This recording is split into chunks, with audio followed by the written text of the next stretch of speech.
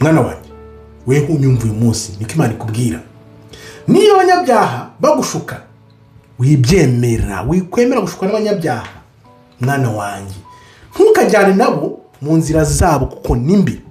Umuntu ukora ubugome, ukora ibyaha azabona kaga, barabikora Imana ikabihorera bakagira ngo Imana ntireba. Abashinyaguzi bazageza ryari kwishima mu gushinyagurira abandi?